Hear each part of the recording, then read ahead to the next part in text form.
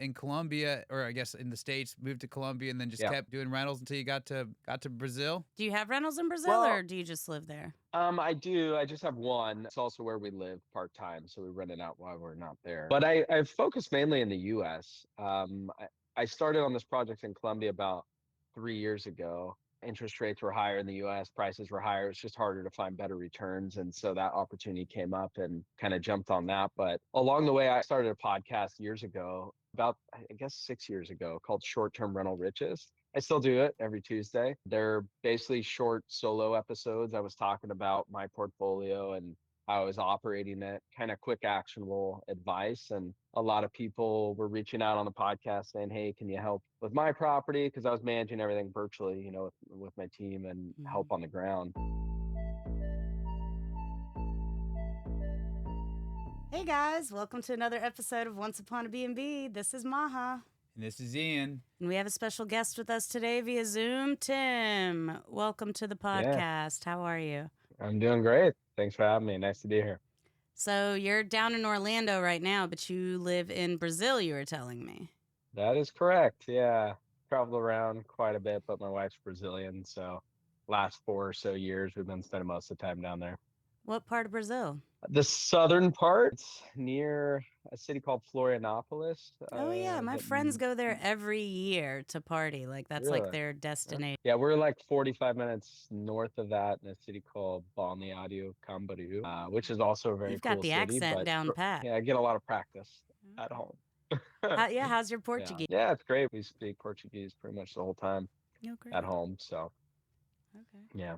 What are you doing down in Orlando? We actually just got a little vacation rental. So my family's from California. That's where I'm from originally.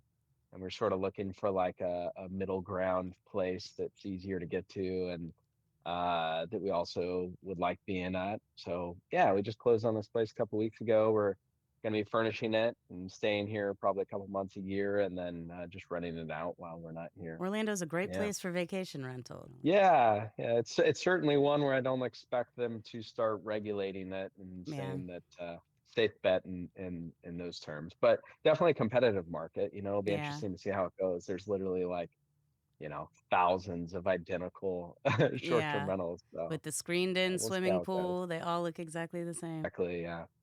I think ours it's a little more unique. It's got a little larger yard, so we'll see. We'll see how it goes. Got any other personal touches in store for it? Any ideas with the? Yeah, it's in front of a lake, so it does have like private lake access, which it's a little more unique. And so we're thinking of adding like a gazebo and like a nice outdoor space, in front of the lake, nice sunset views. Should make for some good heading photos anyway. Are you gonna put a boat out there? No, the neighbors have docks, so maybe like a little fishing boat. It's not like it's a pretty small lake. It's not like a go out and wakeboard lake. But it looks nice. They don't know that from the photo. That's true. That's true. Not until they get there anyway. So Corzly, that's the name of your company. Am I saying it right? It is, yeah.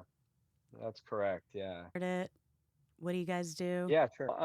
I started investing in short-term rentals, I guess 11 years ago now, in California. And I branched out of California. I was looking for better returns and ended up in Tennessee and Oklahoma and eventually in South America. That's kind of how I wound up down there. Was it Brazil? It was not first Brazil, believe it or not. It was actually Colombia. And so I was spending a lot of time there, and I still spend a fair amount of time there. I've got a project that we've been working on for a few years there. If you went there first, I'm surprised you didn't have a Colombian wife. Yeah, true. I tried for a while. It didn't work Not out. for a lack of trying. I just kept going south. Ian is actually half Colombian, and him and I both have staff in Medellin. Oh, very cool. Yeah, that's where I've spent a lot of time. Yeah, we were just there. You were there a month ago. I was there 3 weeks ago or 2 weeks ago. Yeah. Probably there at the same time. Oh, really? Yeah, we were just there right before Orlando, like a few weeks ago. Yeah. I didn't choose these dates. It was for I have a legal staffing company, so we train lawyers in Colombia to do law here. Anyways, I was there for work, and then just so happened the weekend I was there was a music Tomorrowland and Tomorrowland. You've ever heard of those? They're like the big EDM festivals. Well, they have like a touring one. Colombia? And they tour. This year it's in Melbourne, LA, and Medellin. I actually sent that to my staff there, but I didn't realize it happened already. Yeah. And the last time I was there, it was Bad Bunny closing out the weekend. So Yeah, just gotten to see a little bit of little bailando in Colombia last couple. what's the project you guys are Yeah, working on there? yeah. It's a little boutique resort hotel. So short-term rentals. It's in Medellin. Like they're they're in the city. It's a really cool location actually. It's like Uber distance to, Provenza and a lot of these places that a lot of people go out to, the trendy places. But it's like on the quiet side of the mountain, so it's got some of those beautiful So like Las Medellin Palmas or views. something. Yep, exactly. It's up Las Palmas. I know Yeah, you my guys know Medellin. you guys know your Medellin. Yeah, Yeah.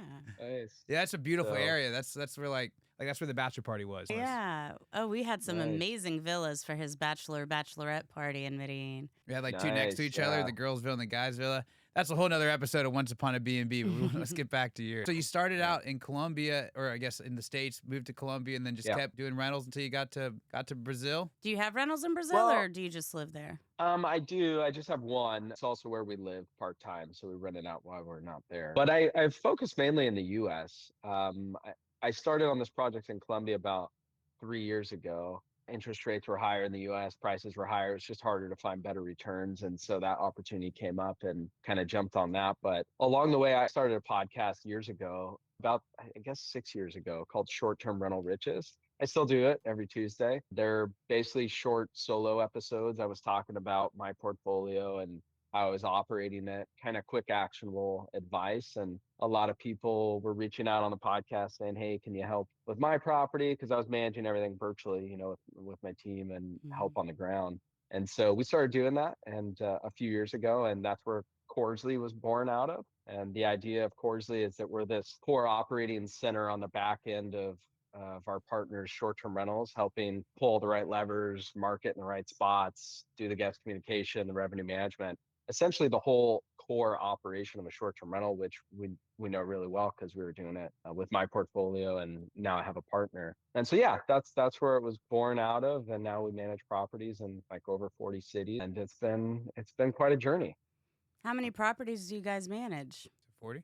We have around Well, 40 cities. 200, Oh wow. something like that. Wow, that's Yeah, incredible. but we're really spread out because we're virtual. So, and we're also in a few countries. But Living yeah, the it's been really, dream. I mean, it's tough business Yeah, for sure. definitely. But I think it's also what's exciting about it sometimes is because it's still a new industry, and I think it's just incredibly inefficient. So there's a lot of opportunity there. There's a lot of technology these days in the area of managing short-term rentals. Do you guys utilize any particular companies or how do y'all utilize technology to help y'all manage all of these properties? Yeah, we love technology. And we utilize what we believe to be some of the industry's leading platforms, like dynamic pricing tools, AirDNA and Price Labs and HostAway and Breezeway and a lot of sort of the industry standards. But we also have our own tech team. So we've been building a lot of things on the back end.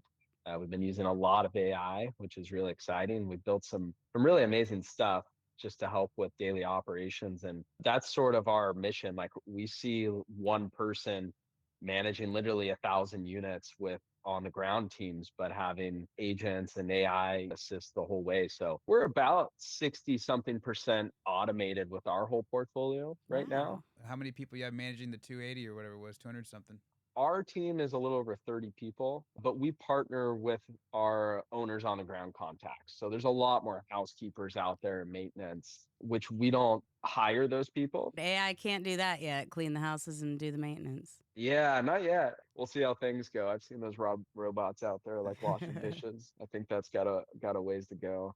But a lot of what we found behind a successful guest experience, which is ultimately the most important thing for short-term rental, like if you get bad reviews, you don't earn a lot of money, your property suffers, And is the you gotta turn it organization. down and start a new listing. You start over again. Ian has some Yeah, experience in Wouldn't exactly. that. know anything about that. Yeah. We work with all different types of properties, and now that's harder to do also. Airbnb removed like 600,000 listings last year that were low quality. It's not as easy to just create a new listing anymore. And so guest experiences or guest demand or expectations are a Hmm. lot higher. It's just gotten more challenging, but it's still tons of opportunity. So So you guys exciting space. created your own tech. Do you plan on, marketing that to people to use other than just the properties you manage, but kind of expand that and, allow others to use your platforms for technology? kind of in like a roundabout way. Like we don't plan on being a software company Hmm. per se. Like we plan on powering the back end of successful short-term rental operations. So we're working with smaller property managers now as well, and we hope to work with large ones in the very near future. We don't want to sell them our software. We want them to join us, use everything we've set up that helps run their operation, and then they can focus more on the ground operations and growing the actual portfolio, and then we all grow together. So we've built a lot of software to help assist do that. So what are some examples of the cool new AI? We got a lot of stuff we test. We test it with my properties too first, but I mean, we have AI that's doing all the housekeeping confirmation. So we use Breezeway, for example, for task management. And Breezeway will notify housekeepers when there's a cleaner, but there was never two-way communication there. So now we have two-way communication between our housekeepers and Breezeway, even to the point where we have AI calling them if they haven't responded to a confirmation. It depends on the time before guest check-in, and you can literally just talk to the AI like the housekeeper could, and those notes go back into Breezeway for us on the back end. So we've built stuff like that. We use another AI tool that's out in the industry called Conduit for guest messaging, but we also ran into a lot of limitations with that. And so we've built a lot of dashboards and things to help see like the whole picture and help prioritize a lot of things. Yeah, those are just a couple examples, but we've got a bunch more. It's all Messaging. tying things together, basically. Gotcha. With the guest messaging, does that ever get escalated to you still, or was that I haven't personally done the guest messaging in quite a long time. Thank God. Yeah. It was not my favorite part, which is perfect for Corzly because it's not most people's favorite part. Yeah. And most people don't want to do it. And the reality is AI, we're using AI because it gets better results. Like AI doesn't get frustrated. It doesn't forget single detail about a property. And so we have an onboarding portal that we built. That's another piece of software that we have internally that captures all of that information that we need and creates a knowledge base. And once, of course, we confirm all this with the partners and, it's verified and everything before we use it. But that's information that's never going to be forgotten. So like how Like to if adjust new, the thermostat and how to work the washer dry, that sort of thing, or basically anything you can imagine. I mean, anything that has to do with the property, we can store in a knowledge base. And it's just crazy how fast technology is changing. Like a yeah. year ago, a lot of this stuff was there, but it wasn't like you couldn't quite trust it. But now, and we do have a full escalation system built in, so there's definitely times we're escalating to a human or to our team, and there's multiple layers to that. It could depend on what the issue is, but like a guest can't get into the property, for example. Like that's something we need to fix like immediately. We've got all these escalations built in for certain things, and the short-term rental, it's pretty much the same no matter what. Yes, you can have a luxury property, you can have an urban, any inner city, See, my English is getting worse. I'm telling you, like it's getting worse for sure. We have properties all across the spectrum, and the core operation's the same is what I'm getting at. Yeah. And there is a lot of pieces to that. I mean, there's like dozens and dozens of different things that can come up, and we're basically just knocking those out one at a time. I mean, we have a massive list of all of these normal procedures and things that come up. We automate them, we test them, and then we move on to the next one. And it's improving the guest experience, and it's making things more efficient. How long have you guys had robots talking to your guests instead of your army of people handling the messaging? I would say we started I worked for a software company when I was first starting my real estate portfolio. I worked both jobs at the same time. And so I've always really liked technology, and I'm an early adapter, I guess you could say. So I feel like we probably started using AI like 2 years ago for guest messaging and switched systems. And now that AI and developing in code is so much easier to do, we've brought it all in house. And I brought on a partner who has a tech background as well. And now like a third of our team are developers now, which is crazy. Wow. Are you That's sure cool. you don't want to be a tech That's company? cool. Yeah, I mean, who knows? We're just figuring everything out. I read this book not too long ago by the guy that created, what's the map company? Not Google Maps, but Ways? the other one. Waze, yeah. The guy that started Waze. He wrote this book called Fall in Love with the Problem or something like that. So he's created multiple billion-dollar companies, and that's his whole thing, like fall in love with the problem. And so that's what we've done at Corzly. Like there's a lot of problems in the short-term rental industry, and we're just trying to fix them all, make it as easy as possible, and doing it just one step at a time. So most guest requests and messages are going to be pretty typical. Where's Mhm. this? How do you do that?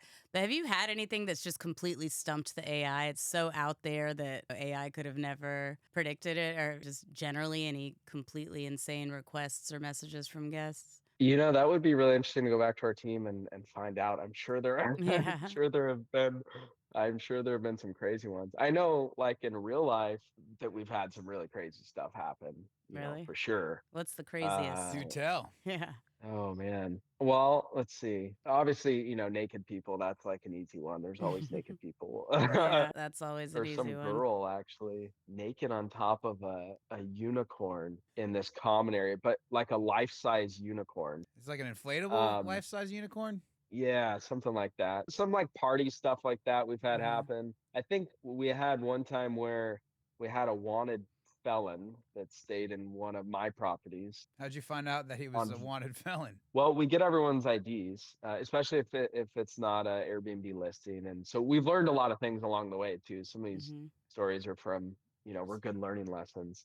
But we had his ID, and when they didn't check out on time, and the housekeeper was like, "Oh, I think they have guns in there. Like, I'm not going back." And we're like, "Okay, yeah, don't go back in there." So I we think call the police, and we give them the ID, and they're like, "Yeah, this guy's a wanted felon."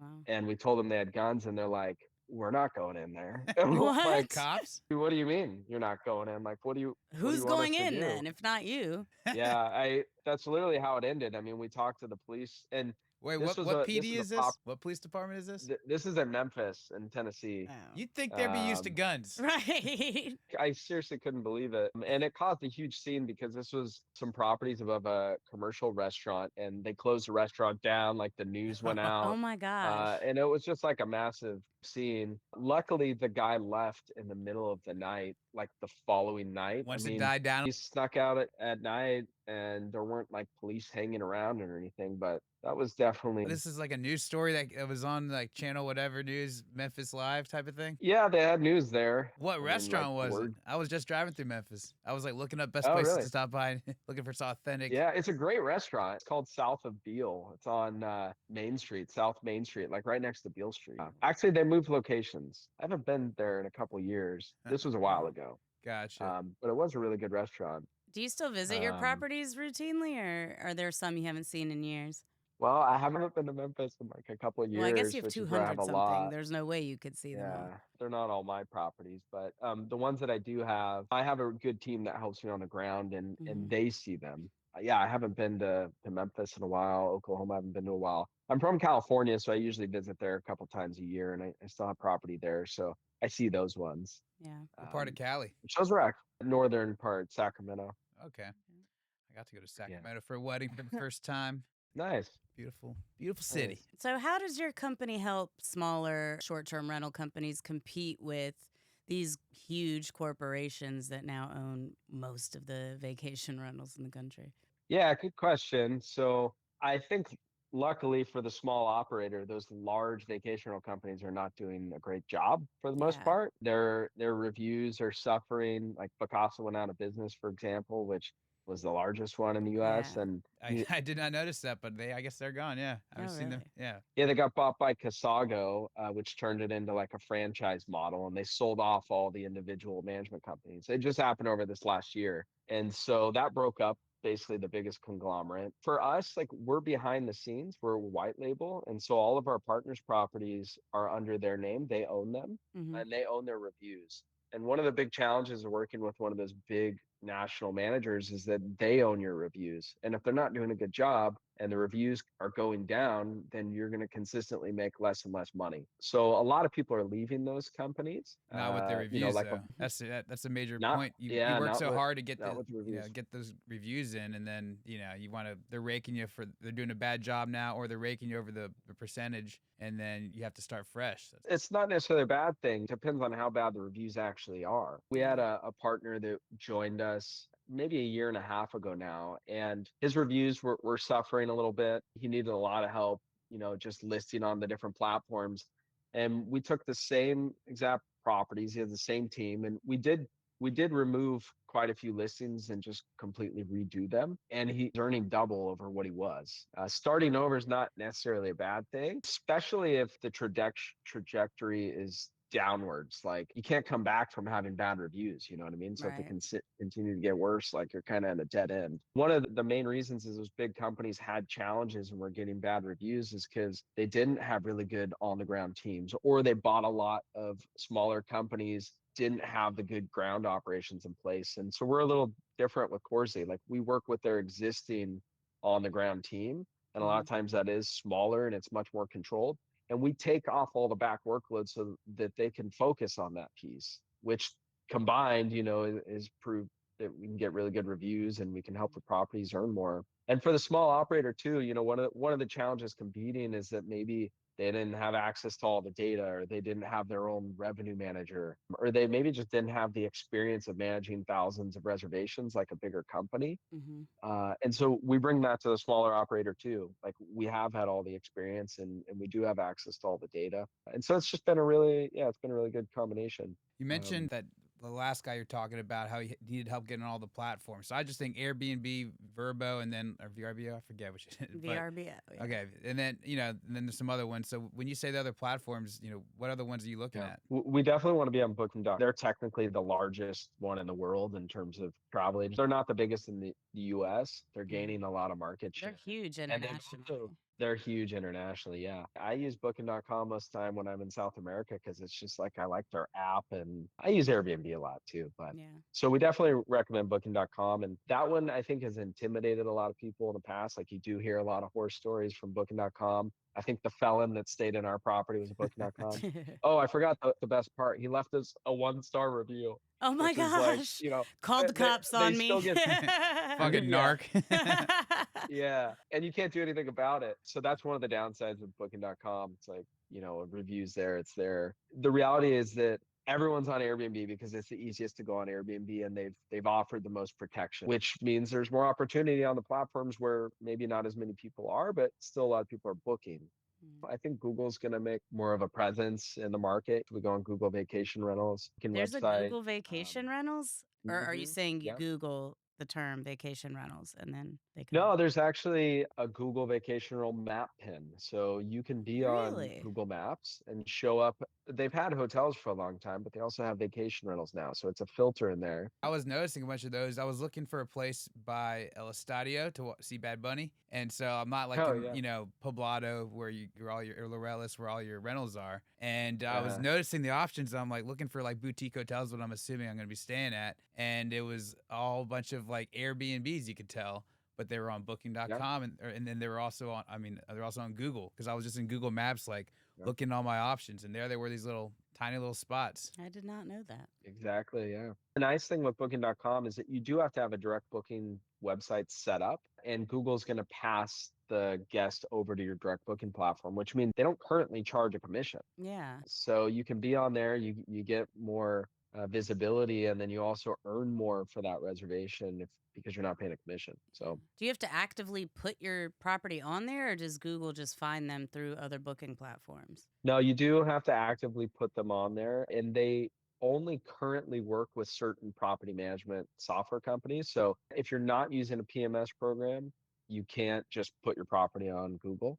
Most all the major PMS programs now in the industry have a connection with Google. I've been thinking about your Yeah. jailbird felon. If they just would have, the hmm cops just would have done their job and caught him, he would have been incarcerated, and then the window passes. He can't leave you that 1-star review. So that was one of the Yeah. crazy ones. Anything else comes to mind other than making the news for a We've felon had being your people property? have their Airbnbs burned down. We've had Yeah. standoffs with the police, with prostitutes possibly locked inside that were mad about not Dude. getting paid, all kinds of stuff.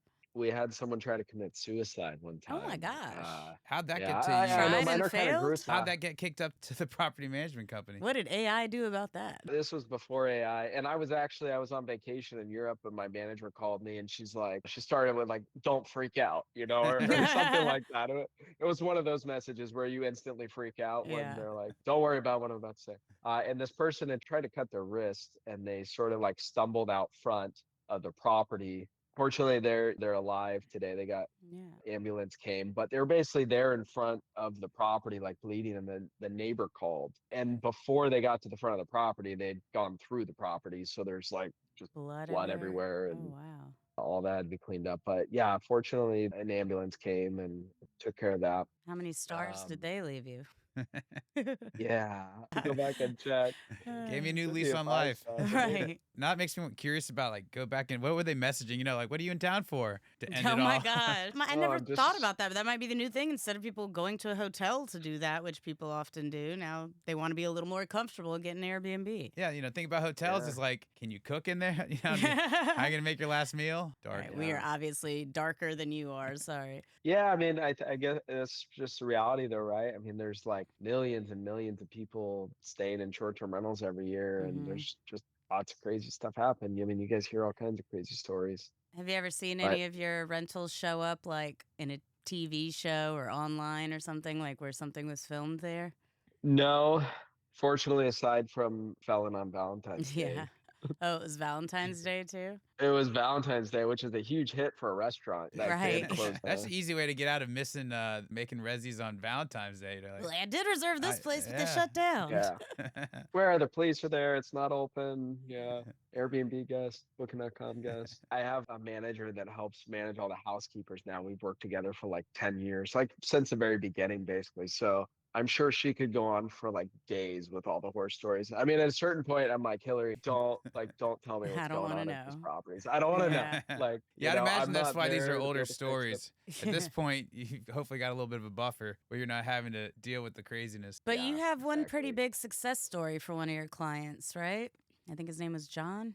I mean, we have a lot of great success stories. John was actually the guy I was mentioning that we redid his listings. Well, we have two Johns with us currently, and they've both done well. But this John is in Costa Rica. He has a little sort of boutique hotel resort as well, 19 Hmm. or 20 units or something like What part that. of Costa Rica? Eastern side. So it's actually the less touristy side, from what I understand. We basically redid a lot of his listings, put them on the different platforms, improved his guest communication, and he's literally like more than doubled his income. Same properties, he has the same staff there. He has an on-site reception that we work with. That's He awesome. should be we should get more thank you emails from John. I don't know if he really we basically never come across a property that we haven't been able to optimize in one way or another. Whether it's going on new listing platforms or changing the existing listing or getting really deep in the weeds on the revenue management, which we definitely do. We could go down that rabbit hole also. But we basically never come across property that we haven't been able to optimize in some way. I'm sure that we will at some point, but we have a guy that joined us, Mika. I've been with the same management company for 5 years, and we've tripled his income. Again, he was not optimized a lot. Like he wasn't on a lot of the platforms. They Yeah. had long minimum night stay requirements. He's actually in Canada, so it just depends. And we Is just that brought someone on Ian, you need to recently, an hire these elder man. guys. does that mean that long minimum stay requirements would that be like on your list of like easy fixes, common mistakes, things like that that you know you guys come in there like nope, get on all the platforms. That's most people only search for 2-3 days or whatever it is. It all helps. It's like there's not like one individual thing. It's kind of a combination of all the things. And minimum night stays is definitely a huge thing to look at. Like a lot of traditional vacation rental markets still to this day operate on like a 7 night minimum, but they don't get booked 100% of the time, you know? So Yeah. that means it leaves a lot of gaps. Because who can But even in take a that, 7-day vacation anymore? yeah, Who's got that exactly. much PTO? So Not like in our that employees. situation, we wouldn't want to accept less than 7 night minimums way far out in the future when a lot of people are still booking them. But as time gets closer and the calendar's closing in, then we want to be more flexible. So maybe we go down to 5 night minimum, and then we go down to 4 night minimum, then we go down to 3 night minimum. So every market Oh, has its averages, and those averages change throughout the year. Like maybe in the high season, the average length of stay in Atlanta is, 3 nights or 3.5 nights or something. But then in the off season, people are there for a different amount of time. So that's all stuff that we have information on now, and we can easily find before we implement a strategy. What about the World Cup? Are you guys seeing kind of that start getting booked and a rush for that? I don't remember exactly what it was. I want to say it was like $500 they were offering for new hosts in Atlanta for the World Cup. And I imagine they're doing it in every, World Cup market. Those really big events can raise the prices insane amounts. Price Labs will pick a lot of that stuff up before, but like something that big, you want to make sure you've got an extra eye on. If Airbnb's offering hosts to join the platform, there's not enough supply. You know what I mean? You already know that. So you'd probably want to hold out a little longer or raise your prices higher, just knowing that. A lot of opportunity there. Do you work with people that only have like one property, or is there like a minimum requirement you have to have several, or a boutique hotel, or? No, absolutely. We started working with individuals, and we still do. We're all across the board. I mean, we basically a lot of people come to us and maybe haven't they've just got their property and they're furnishing it and they've never done a short-term rental before, and so we just make it easy. We create the listing for them again under their name, so it stays under their brand. Set up all the tools, they don't have to worry about it. We just need the photos and we can take it from there. But we do like working with the property managers because, one, they have more properties that we can help with, and their goal as a property manager most of the time is to grow their portfolio. And they have more problems. I don't want to say that they like Gotta love the problem. Yeah, you gotta love the problem, but they have more properties and they have less resources to handle all those versus someone that has one property, and they're handling everything themselves. It just doesn't make financial sense, like, to go out and hire a team when you're managing, 15, 25 properties. It of course depends on how much they earn and all of that, but I know, because like I went, that's what happened to me. I was like, for a while there, it was like, geez, this sucks. I think people's instinct is when you grow, you just need to hire more people to take care of it. But I think now with technology, that's not necessarily the case anymore, right? Yeah, I mean, for us, like, we 100% believe that, like, you don't need anyone else for your short-term rental operation outside of housekeeping and maintenance. Like, everything else can be handled on the back end. So, reception, revenue management, all of that. And then also, if you're in a seasonal market, it doesn't even make sense to hire those people, because in the off season, what are they going to do? Like, you're trying to find things to keep them busy so you can continue paying them. So we take out that volatility as well. So what's the math look like for a small Airbnb? So we charge 10%. We have a small software fee per property per month. 10% is really reasonable for everything you guys do.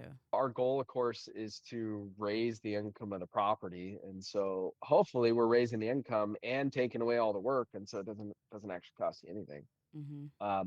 Again, every property is set up a little bit different, and sometimes things are just out of our control. Like, not everything, but like, if the supply has grown like it has in a lot of markets, 300% over the last 3 years, then it's maybe not likely that we're going to earn more than last year. We can earn more than the competition, and that's how we base our revenue management. We look at comparable properties and we look at what the market's earning, and that's how we base our performance. So maybe we're 10% ahead of the market, but you actually earn 2% less than you did last year because there's 500 more short-term rentals in your neighborhood. We look at all those things; they're all important, and they all compound together. So you add more channels, you make your listings better, you understand the revenue management better.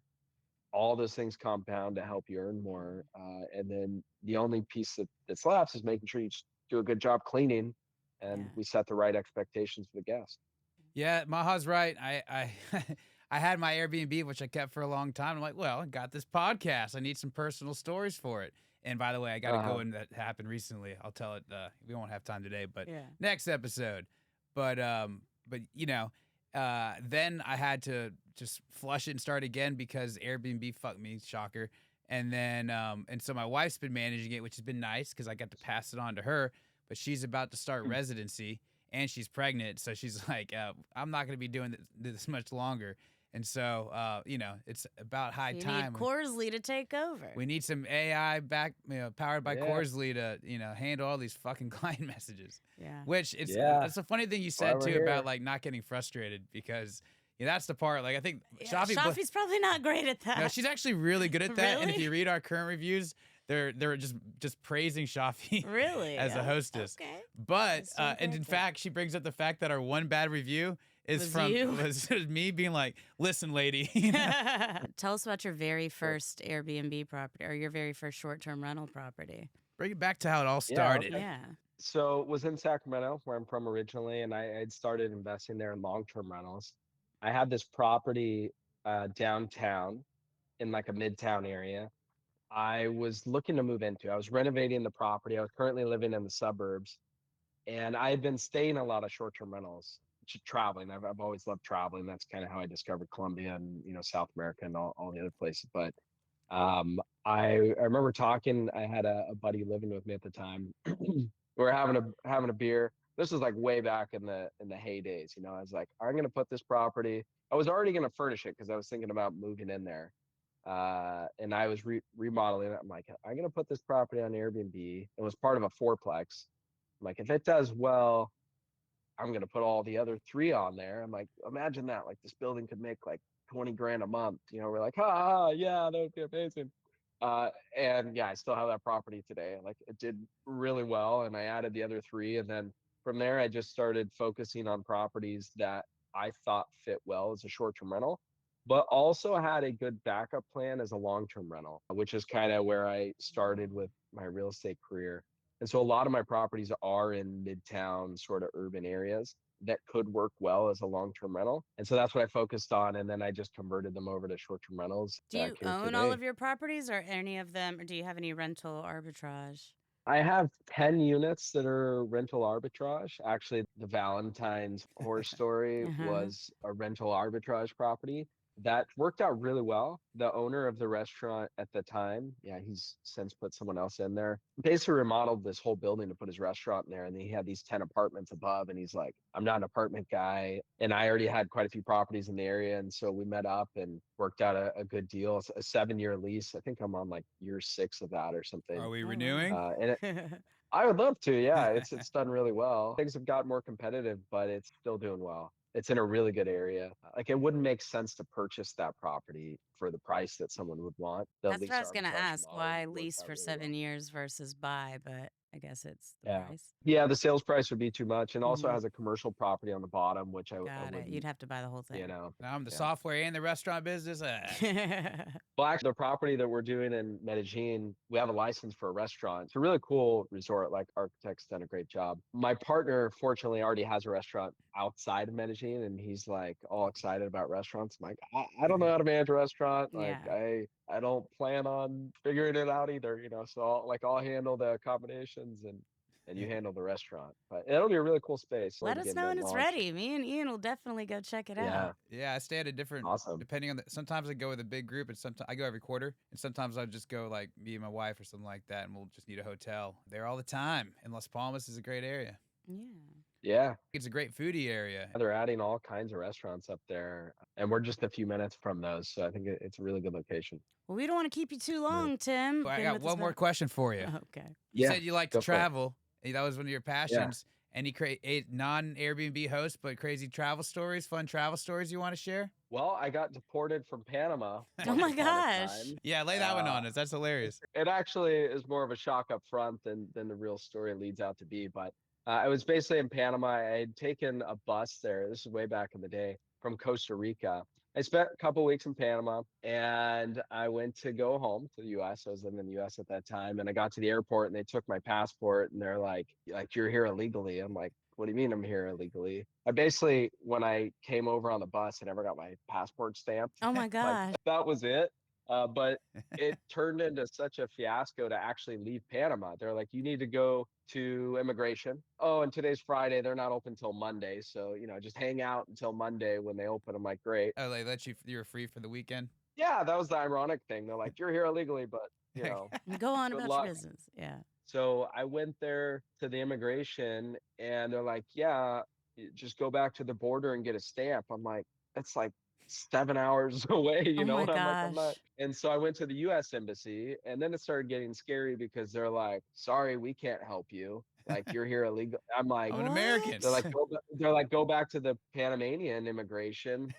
And so I go back there and ultimately like they didn't have a way to deal with it. So they just deported me. And I had this illegal stamp on my passport for like 7 years. Oh my I wasn't allowed to gosh. go back to Panama. And when I got to the airport, I had to like wait on the first floor with security, and they like walked me on the plane with security after the whole plane had boarded. I mean, it was totally Awkward. just crazy bizarre. Yeah.